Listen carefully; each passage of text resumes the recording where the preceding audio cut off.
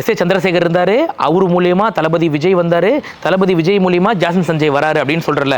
இவங்களோட உழைப்புன்னு ஒன்று இருக்குல்ல. எஸ்.ஏ. சந்திரசேகர் சொன்ன உடனே டேரெக்டாக வந்து தளபதி விஜய் வந்து பெரிய ஆள் ஆகிட்டாரா? நான் கேட்குறேன். 100 கோடி 200 கோடி சம்பளம் கொடுத்துட்றாங்களா? அவரோட உழைப்பு, அவருக்குன்னு ஒரு ஃபேன் பேஸ் கிரியேட் பண்ணது தளபதி விஜய். அங்கே எஃபர்ட் போட்டார், புரியுதா இல்லையா? அடுத்து ஜாசன் சஞ்சய் வராருனாக்கா டேரெக்டாக வந்து அவங்க அப்பாவே ப்ரொடியூஸ் பண்ணல, அவங்க அப்பாவே எல்லாமே பண்ணல, லைக்காக ப்ரொடியூஸ் பண்ணது அவன் டேரக்ட் பண்ணுறாப்புல. ஒரு விஷயத்தையும் ஜாசன் சஞ்சய் இறங்கி செய்கிறாப்புல. ஆனால் இங்கே அப்படி கிடையாது.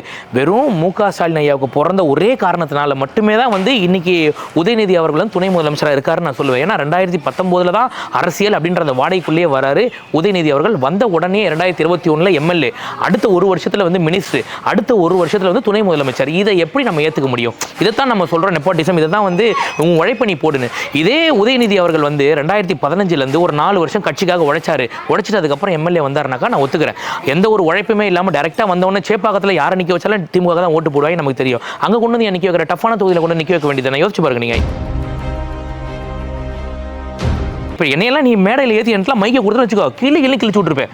நிஜமாக சொல்கிறேன். சிஎம்லேருந்து, சிஎம் சன்லேருந்து, சிஎம்மோட கிராண்ட் சன்லேருந்து எல்லாரும் டோட்டல் க்ளோஸ் வச்சு செஞ்சு விட்ருப்பேன் நான், புரியுதா இல்லையா? தளபதி அவர்கள் ரொம்ப டீசெண்டாக ப்ரோ அப்படின்னு பேசுனதை பெருமையாக நினைக்கிறோம். இது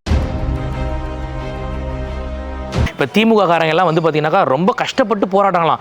எங்கெல்லாம் இந்தி இருக்கோ அதெல்லாம் போட்டு அழைச்சிக்கிட்டு இருக்காங்களாம்மா. போட்டு ஏன்டா இந்தியை அழிச்சா பரவாயில்ல, தமிழ் இங்கிலீஷ் எல்லாம் அதையெல்லாம் சேர்த்து ஏன்டா அழிக்கிறீங்க நீங்கள்? என்ன அளவுக்கு கிரிஞ்சு பண்ணிட்டு இருக்காங்க, புரியுதா இல்லையா? அதாவது இந்திக்கும் இங்கிலீஷுக்கும் தமிழுக்குமே வித்தியாசம் தெரியல நம்மளுக்கு. போய் அழி அப்படின்னா இந்த சிங்கம் படத்தில் மன்சூர் அலிகான் ஒரு சிங்கம் டூவில் பார்த்துருக்கா இல்லையா? இவனை அமிச்சிரவா வச்சுக்கவா, அவன் வந்து பைசன் குட்டி மாதிரி காட்டு இடத்துல பாய்வான், நீட்டு இடத்துல மேய்வான்ற மாதிரி திமுக காரங்க பூரா அப்படிதான். படிக்கலாம் தெரியாது. கலைஞர் அவர்கள் போகிறப்ப கையை பிடிச்சி சொல்லிட்டாப்புல, இங்கே இருக்க பூரா பேருக்கும் படிக்க தெரியாது, எழுத படிக்க தெரியாது, ஆனால் நீ சொல்கிற வேலையெல்லாம் செய்வாங்க பார்த்துக்கணுன்னு. இப்போ ஸ்டாலின் ஐயா சொல்கிறாரு, போய் எல்லாத்தையும் அழைங்க போங்க அப்படின்னா, எதை அழைக்கிறது தெரியல, மேலேயா கீழே தெரியல, எல்லாம் என்னமோ பிச்சு போட்டு வச்சிருக்கானுங்கன்னு சொல்லிட்டு அவன் கைக்கு வந்ததுக்கு தமிழ் அழைச்சினுங்கிறான், இங்கிலீஷ் அழைச்சினுங்கிறான்.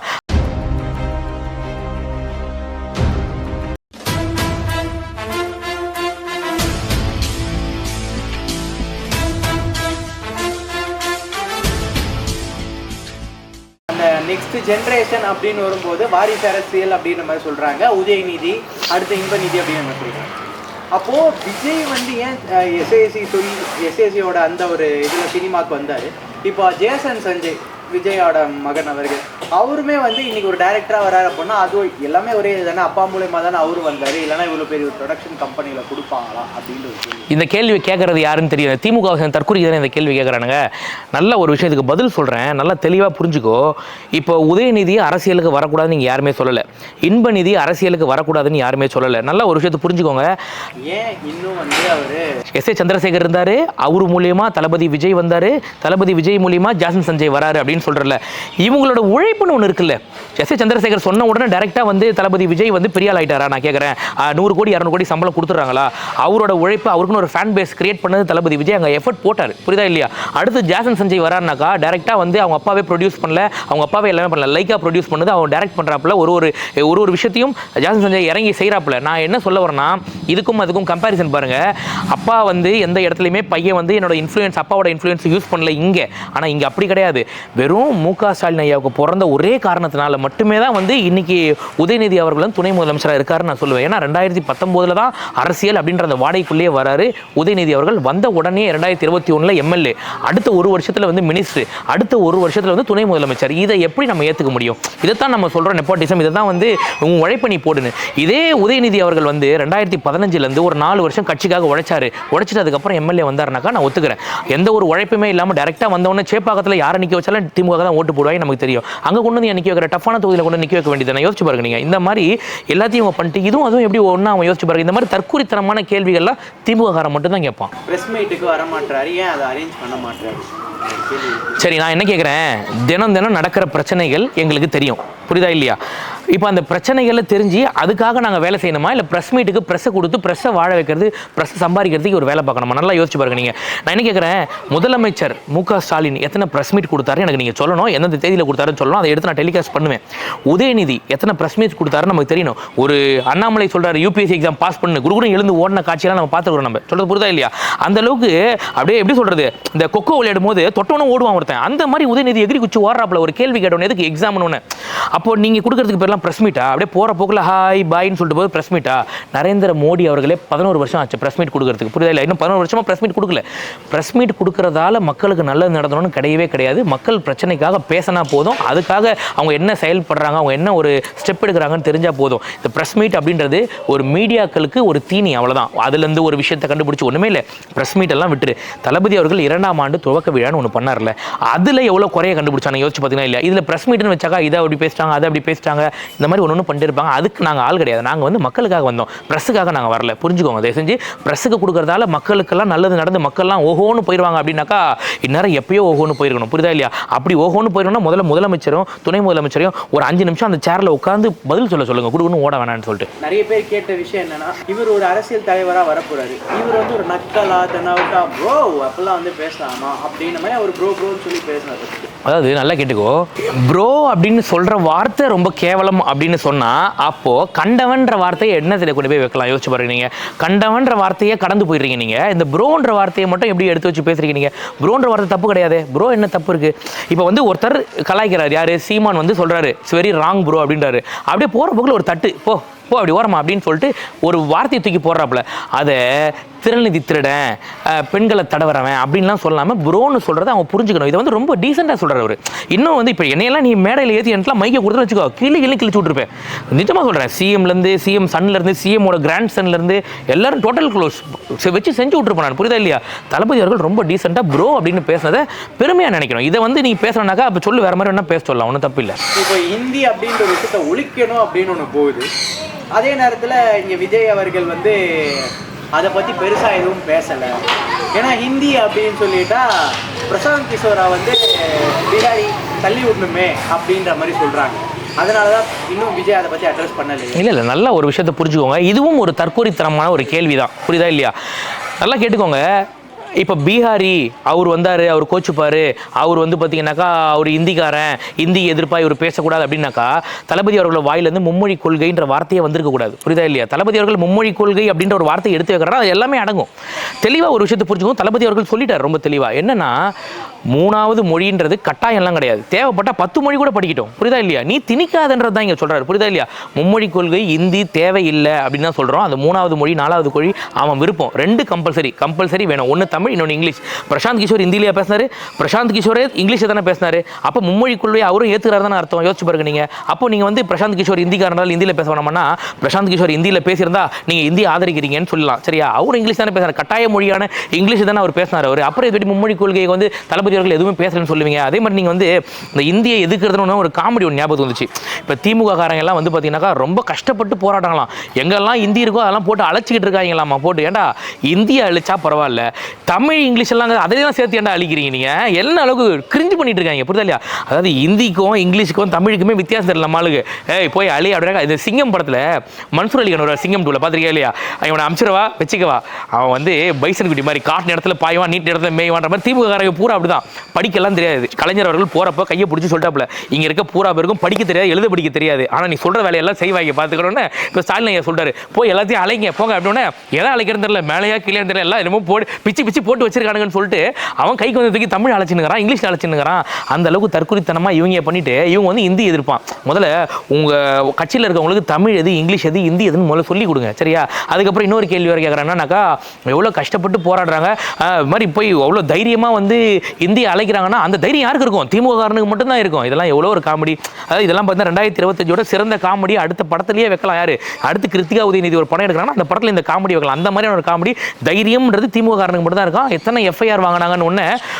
அதே தான் தமிழக வெற்றிக்கழகம் போக்சோ கேஸ் வாங்கியிருக்கோம். ஏன்னா போக்சோ கேஸை பற்றியெல்லாம் நீங்கள் பேசலாமாடா? நீங்கள் இந்த பக்கம் ஒருத்தன் காலேஜ் செவரி குதிக்கிறான், அந்த பக்கம் ஒருத்தன் காரை விட்டு மறைக்கிறான். எத்தனை இந்த 4 வருஷத்தில் 4000 கேஸ் இருக்கும் போல திமுக காரன் மேலே. இவங்க பேசுறானுங்க போக்சோ கேஸை பற்றி. சுத்த பைத்தியக்காரங்க தற்கொலைங்க இவனுக்கு பூரா. இப்போ ரீசெண்டாக நைட் ஒரு சம்பவம் நடந்தது பீச்சில். ஒரு 2 பேர் வந்து ஒரு லேடி ஒரு ஜென்ஸ் வந்து உட்காந்துட்டு இருந்தாங்க. அந்த டைம் நீங்கள் 2 பேர் யார், உங்களுக்குள்ள என்ன தொடர்பு அப்படின்ற மாதிரியான கேள்விகள்லாம் வந்து அதை பற்றி நீங்கள் என்ன நினைக்கிறீங்க? இல்லை, அந்த ஒரு இன்சிடென்ட்லாம் பார்க்கும்போது ஒரு சுதந்திரமாக 2 மணிக்கு ஒருத்தர் ரோட்டில் போக முடியல, ஒருத்தவங்க மறிக்கிறான், இன்னொருத்தர் 2 பேர் உட்காடுறாங்க, என்னங்க பண்ணுறீங்க அப்படின்னு கேட்டால் பரவாயில்ல, நீங்கள் யார், உங்களுக்குள்ள என்ன உறவு, இவன் அண்ணனாக இருந்தால் இப்படி ஓரமாக நிற்க சொல்லு, இப்படி சொல்கிறதெல்லாம் என்ன இது சொல்லுங்க பார்ப்போம். அதாவது உனக்குன்னு ஒரு லிமிடேஷன் இருக்குது, கேள்வி கேட்கறதுல கூட ஒரு வரம்பு மீறி கேள்வின்றது கேட்கக்கூடாது. அந்த மாதிரி வரம்பு மீறி கேள்வி கேட்குறாங்க, அதை இவங்க ஆதரிக்கிறாங்கிற மாதிரி தோணுச்சு. இது வந்து அதாவது சொன்னல, வெள்ளைக்காரங்கிட்ட இருந்தே நம்ம முன்னோர்கள் ரொம்ப கஷ்டப்பட்டு போராடி நம்ம ஒரு சுதந்திரத்தை வாங்கி கொடுத்தாங்க, அதை இந்த கொள்ளக்காரங்கிட்ட நம்ம அடகு வச்சிருக்கோம், அவ்வளோதான், வேற ஒன்றும் கிடையாது. நாம் தமிழர் கட்சி, தமிழக வெற்றி கழகம், தமிழ் அப்படின்றது அவங்களோட கட்சி பேர்லேயே இருக்கு. இவங்க 2 பேர் போராடுறது அந்த இந்திக்காக போராடுறதை தாண்டி டிஎம்கே தான் இப்போ போராடிக்கிட்டு இருக்காங்க. அதை பற்றி என்ன நினைக்கிறீங்க? தான் பேசுகிறாங்க. அதெல்லாம் சும்மா கதை. உடனே சொல்லட்டுமா, மேலேருந்து ஃபண்டு வந்துச்சுனாக்கா இதே இந்தி ஹே ஆதரவு ஹே அப்படின்னு சொல்லிட்டு இதே திமுக காரனே சொல்லுவானுங்க. இவனுங்க பூராமே வந்து பார்த்தீங்கன்னா பணத்தை கொடுத்தா அப்படியே பல்ட்டி கூட அடிப்பாங்க யார் திமுக காரங்க. அதனால் இவங்க சொல்கிறதெல்லாம் வந்து நம்ம பெருசாக ஏற்றுக்க முடியாது. அதாவது தமிழுக்காக போராடுறது வந்து திமுக மட்டும்தான், அதெல்லாம் சும்மா கதை. உண்மையிலே புரிதா இல்லையா? இன்னைக்கு திமுக வந்து அப்படியே கொஞ்சம் கொஞ்சமாக அழிஞ்சிக்கிட்டே வருது, காணாமல் போகுதுன்றதுக்காக ஏதாவது ஒன்று பண்ணி ஒரு சீன் கிரியேட் பண்ணணும் அப்படின்றதுக்காக பண்ணுற வேலையாக தான் நான் இதை பார்க்குறேனே தவிர, மற்றபடி அவங்களுக்கு தமிழ் மேலே ரொம்ப பற்று அதெல்லாம் ஒன்றுமே கிடையாது. சொல்கிறது புரிதா இல்லையா?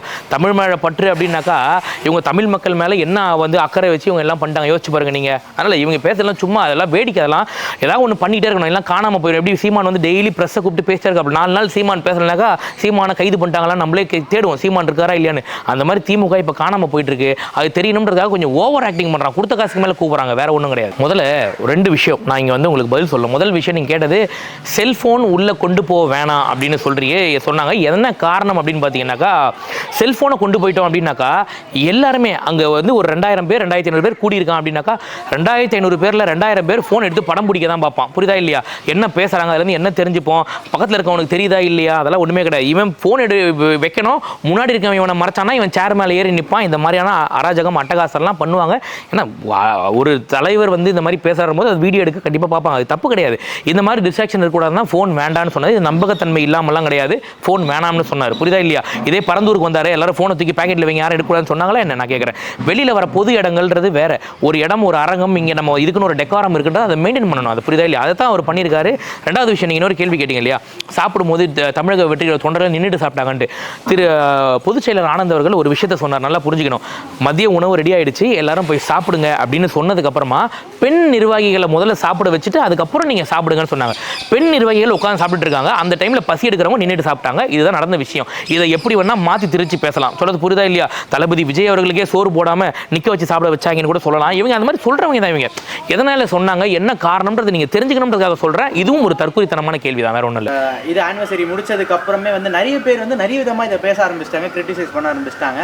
அதில் இந்த சாட்டை மாதிரியான ஆளுகள் வந்து இவ்வளோ ஒரு 10 நிமிஷம் வீடியோ கிட்ட போட்டு பேசி அதை கிரிட்டிசைஸ் பண்ணி ஃபர்ஸ்ட் இயர் தான் முடிக்கிறாங்க. அதில் யாரையும் அவங்க பெருசாக தாக்கவும் இல்லை. பட் ஆனாலும் இந்த மாதிரி நடக்கிறது ஏன் இவங்க அதை கிரிட்டிசைஸ்? அதான் ஒரே விஷயம் தான் நம்ம தெளிவாக தெரிஞ்சுக்க வேண்டியது என்னன்னாக்கா, நல்லா பாருங்கள் நீங்கள் ஒரு விஷயம், தளபதி விஜய் அவர்கள் அரசியலுக்கு வர்றது யாருக்கெல்லாம் பாதகமோ யாருக்கெல்லாம் பிடிக்கலையோ அவங்க தான் கிரிட்டிசைஸ் பண்ணுவாங்க. நல்லா பார்க்கணும். நீங்கள் சொல்லக்கூடிய பேர்கள்லாம் எடுங்க. யார் முதல் ஆள் நீங்கள் சொல்லுங்கள்? சாட்டை துரைமுருகன். சாட்டை துரைமுருகனுக்கு என்ன வேலை அப்படின்னு பார்த்தீங்கன்னாக்கா, ஏதாவது ஒரு இடத்துலையாவது அவங்க அண்ணன் பேரை சொல்லிடுவாங்க, ஒரு ப்ரமோஷன். இப்போ நீங்கள் நல்லா பார்த்தீங்கன்னா ஒரு பெரிய ஹீரோ ஒருத்தர் அங்கே வருவார், அவர் நம்மளை எப்படியாவது பார்த்துட மாட்டாரா அப்படின்னு நம்ம ஏங்குவோம்ல, அதே விஷயம் தான், வேற ஒன்றுமே கிடையாது. நீங்கள் வந்து சாட்டை பேசின எல்லா வீடியோலையும் பாருங்கள், இட்ஸ் வெரி ராங் ப்ரோ அப்படின்றது சீமானன் டைலாக். அந்த டைலாக் அவர் களவாண்டி பேசிட்டாரு, ஆனால் சீமானன் பேர் எங்கேயுமே அவர் குறிப்பிடலை அப்படின்ட்டு அதை அப்படி பேசுகிறான். இந்த வடிவேல் காமெடி மாதிரி தான். இந்த மாதிரி நானும் பெரிய ரவுடி, நீங்கள் ஃபார்ம் ஆகிட்டுண்டா, என்னை இப்போ நீ ஏற்றாமல் போனால் ஒருத்தன் கூட என்னை மதிக்க மாட்டான்டா அப்படின்ற மாதிரி தயவு செஞ்சு திட்டியாவது எங்கள் அண்ணன் பேரை சொல்லிடுறான்னு சொல்லிட்டு கதற ஆரம்பிச்சிட்டான். அது மாதிரி அவனு வந்து ஒரு தற்புகழ்ச்சி விரும்பக்கூடிய நபர்கள், ஒரு எப்படி சொல்கிறது, இந்த திரநிதி வாங்கி திங்கிறவங்க அவ்வளோதான் அறிவுன்ற மாதிரி தான், வேற ஒன்றும் கிடையாது. அவனை பற்றி பேசுறதுக்கு ஒன்றும் கிடையாது. இப்போ அவனை அப்படியே உறவீங்க.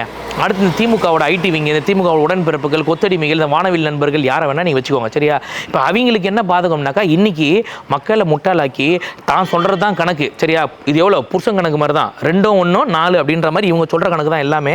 என்ன வேணால் அழிச்சு இது பண்ணிக்கலாம், அவங்களுக்கு செலவு பண்ணுறதுக்கு எவ்வளோ வேணா இருக்கும், ஆனால் பொங்கலுக்கு 1000 ரூபா கொடுக்க மாட்டாங்க, இந்த மாதிரி எல்லா வேலையும் பண்ணுவாங்க.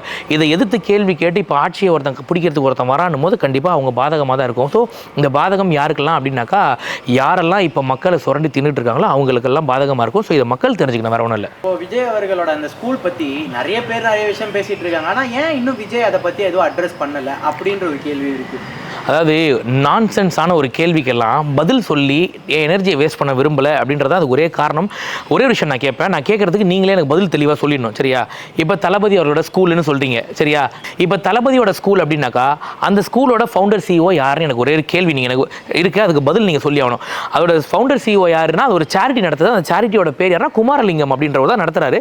அந்த இடம் வந்து தளபதியோடது. அது வந்து விவசாய இடம் கிடையாது. விவசாயம் பண்ணவே தகுதி இல்லாத இடத்த தான் வந்து அந்த இடத்துல கொடுத்துருக்காங்க. கவர்மெண்ட்டே சர்டிஃபிகேட் கொடுத்துருக்கு, இந்த இடத்துல நீங்கள் வந்து பில்டிங் கட்டலாம் அப்படின்ட்டு. அப்போ நீ எவ்வளோ வாங்கி பேக்கெட்டில் போட்டு அதுக்கு நீ வந்து அப்ரூவல் கொடுத்த யோசிச்சு பாரு முதல்ல. ஸோ நீ அந்த இடத்துக்கு வந்து அப்ரூவல் கொடுக்குற, அந்த இடத்த வந்து தளபதி அவர்கள் அவங்க அப்பா பேருக்கு எழுதி கொடுக்குறாரு. இந்த மாதிரி அவங்க அப்பா என்னென்ன பண்ணிட்டோம் பிரச்சனை கிடையாது, தளபதி அவர்கள் நடத்தலை, புரியுதா இல்லையா? தளபதியோட பேரில் இருக்கா இல்லை, சரி. ரெண்டாவது விஷயம், இப்போ தளபதியோட பேரில் இருக்குன்னே வச்சுக்கோ, தளபதி அவர்கள் நடத்துறாருன்னே வச்சுக்கோ, சரியா? இப்போ அதில் உங்களுக்கு என்ன பிரச்சனை? உங்களுக்கு தளபதி அவர்கள் ஸ்கூல் நடத்துறாரு, தளபதி அவர்கள் எல்லாமே பண்ணுறாருன்னா அது ஒரு சேரிட்டி நடத்துது. அந்த சேரிட்டியில் நீங்கள் நல்லா பாருங்க, இப்போ எடுத்து போட்டாங்க அந்த சேரிட்டியோட அக்ரிமெண்ட்லாம் எடுத்து போட்டாங்க. அந்த அக்ரிமெண்ட்டை 4வது பாயிண்ட் எடுத்து நான் போடுறேன், நீ பாரு, அந்த வெப்சைட்லேயே இருக்குது, சரியா? அதில் 4வது பாயிண்ட், அந்த விஜய் வித்யாசிரம் ஸ்கூல்லேருந்து வரக்கூடிய ஃபண்டில் இருந்து வர காசை அந்த ஸ்கூலோட டெவலப்மெண்ட்டுக்கு மட்டும் தான் யூஸ் பண்ணணும், எந்த ஒரு தனி நபரும் எடுத்துக்கக்கூடாது. அப்போ விஜய் அவர்கள் நடத்தினா என்ன, நடத்தலைன்னா என்ன? அந்த சேரிட்டிலேருந்து வர்றது திருப்பி அது மக்களுக்காக செலவு பண்ணுறது, ஸ்கூலோட டெவலப்மெண்ட்டுக்காக செலவு பண்ணுறது. ரெண்டாவது, விஜய் அவர்கள் ஓசூரில் ஒரு இலவச பள்ளிக்கூடம் நடத்துறது எத்தனை பேருக்கு தெரியும்? இந்த விவகாரத்துக்கு அப்புறம் தானே தெரிஞ்சுது, புரியுதா இல்லையா? இது எல்லாத்தையுமே வந்து எதுக்காக சொல்லணும் அவர் யோசிச்சு பாருங்க. இது எல்லாமே ஒரே ஒரு விஷயம் தான், உனக்கு எல்லாமே தெரியணுமா, எல்லாத்துக்குமே கேள்வி உனக்கு இருக்கா? இப்போ இந்த 2ஆம் ஆண்டு துவக்க விழாவில் ஒரு ஏவி ஒன்று போட்டாங்க, அந்த ஏவியை போய் பார்த்தா உனக்கு எல்லாமே புரிஞ்சிடும். அந்த ஏவியை பற்றி ஒருத்தன் பேசியிருக்க மாட்டான், ஆதவர்ஜுனா பேசினதை பற்றி ஒருத்தன் பேசியிருக்க மாட்டான். ஆனால் அவங்க பேசினது பூரா வந்து பிகே பற்றி பேசியிருப்பாங்க, விஜயை பற்றி பேசியிருப்பாங்க, புஷியானதை பற்றி பேசியிருப்பாங்க, சாப்பிட்ற போன இடத்த பேசியிருப்பாங்க, ஹேஷ்டாக் கெட்டவுட்டை பற்றி பேசியிருப்பாங்க. இதெல்லாம் தேவையில்லாத ஒரு விஷயம். ஆதவர்ஜுனா பேசின ஒரு விஷயத்தையும் பாருங்க, அதாவது வந்து பார்த்தீங்கன்னா சிஎம் அவர்கள் வந்து விஜய் அவர்களை காப்பி அடிக்கிறார், அந்த பாயிண்ட்டை பற்றி கேளு, அசிங்கமாக கழுவி ஊத்துறேன் நான். அதே மாதிரி அண்ணன் ஒருத்தர் புதுசாக வந்திருக்காருல, அவரை பற்றி கேளுங்க, நான் சொல்கிறேன். ஒருத்தர் வந்து திடீர்னு பிரபலம் அடையணும், யார், வாரிசு, பிறப்பால் பதவி அடைஞ்சவங்க அப்படின்னு சொன்னார் இல்லையா, இதை பற்றி எல்லாம் கேளுங்க, சொல்கிறேன் நான். இந்த மாதிரி தேவையான விஷயத்தை பற்றி பேசாமல் எது ஒரு சப்ஜெக்ட்டுக்கே தேவையில்லை அதை பற்றி பேசி என்ன பிரயோஜனம்? யோசிச்சு பாருங்க. இந்த மாதிரி எல்லாமே நான்சென்ஸான கேள்வியாக கேட்டுட்டு அதுக்கு பதில் சொல்கிறான்னா எவன் சொல்லுவான்? யோசிச்சு பாருங்க. அந்த மாதிரி தான் போயிட்டு இருக்கு. இப்போ வந்து பார்த்தீங்கன்னாக்கா ரீசெண்டாக நான் ஆல்ரெடி முன்னாடி 2 நாள் முன்னாடி ஒரு வீடியோ போட்டிருந்தேன். அந்த வீடியோவில் வந்து பார்த்தீங்கன்னாக்கா விஜய் அவர்கள் 2ஆம் ஆண்டு துவக்க விழான்னு ஒன்று பண்ணுறாரு. ஊர்பட்ட பேர் இப்போ கதற போகிறாங்க, எல்லாத்தையும் நம்ம சொல்லிட்டோம். அதில் பார்த்தீங்கன்னா பல பேரோட உண்மை முகம் வெளியே வந்திருக்கு இந்த இடத்துல. அதாவது எவன்லாம் வந்து பார்த்தீங்கன்னா நம்ம நல்லவன், இவன்லாம் வந்து ஒரு அரசியல் ஞானம் தெரிஞ்சவன் அப்படின்னு சொல்கிறோமோ, அவன்லாம் வந்து பார்த்தீங்கன்னாக்கா இன்றைக்கி அவனோட உண்மை முகத்தை வெளியில் காமிச்சிட்டு இருக்கான். முதல் ஆள் யாருனாக்கா இந்த சாட்டை துரைமுருகன். சாட்டையை பொறுத்த வரைக்கும் ஒரே விஷயம் தான், என்னன்னாக்கா தற்புகழ்ச்சி. சீமான் அண்ணன் பேரை சும்மா திட்டியாவது எங்கேயாவது நீங்கள் சொல்லிடுங்கடா அப்படின்ற மாதிரி அவனுக்கு ஒரு விஷயம். அதை யாருமே சொல்லணும்னா டிசப்பாயிண்ட் ஆகிட்டேன் சாட்டை. அதுக்கடுத்து இந்த மாரிதாசன் ஒருத்தருப்பான். உண்மையிலே சொல்கிறேன், மாரிதாஸ்க்கு ஒரு சில அரசியல் தெரியும்னு நினச்சிட்டு இருந்தோம் நம்ம. ஆனால் இவன் பேசினதுக்கு அப்புறமா தான் தெரியுது சுத்தமாக அவனுக்கு அரசியல் தெளிவு கிடையாது, அரசியல் ஞானமே கிடையாது. அவன் கேட்கறது 2 விஷயம் தான். என்னன்னா, மாரிதாஸை பொறுத்த வரைக்கும் இப்போ விஜய் அவர்கள் பேசினாங்க, இந்த ஸ்டேஜில் நடந்துச்சு, இதை பற்றியெல்லாம் எதுவுமே கிடையாது. ஆதவர்ஜுனா யார்? ஆதவர்ஜுனோட மாமனார் யார்?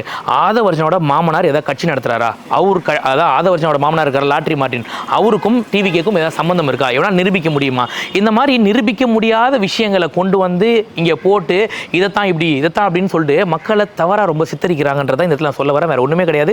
மக்கள் புரிஞ்சுக்க வேண்டியது ஒன்று தான், அரசியல் தெளிவுள்ளவங்க, அரசியல் புரிஞ்சுக்கிட்டவங்க ஒரு சில கேள்விகள் கேட்குறீங்கன்னா நியாயமான கேள்வியாக இருந்தால் அது எல்லாருமே பதில் சொல்லுவாங்க. ஆனால் அதை விட்டுட்டு ஒரு யூஸ்லெஸ்ஸான ஒரு கேள்வி கேட்டிங்கன்னா எப்படி? நீங்கள் பாருங்கள், நேற்று மாரிதாஸ் வந்து ஒரு 4 பேப்பர் எடுத்துலாம். இது என்ன லாட்ரி சீட்டா?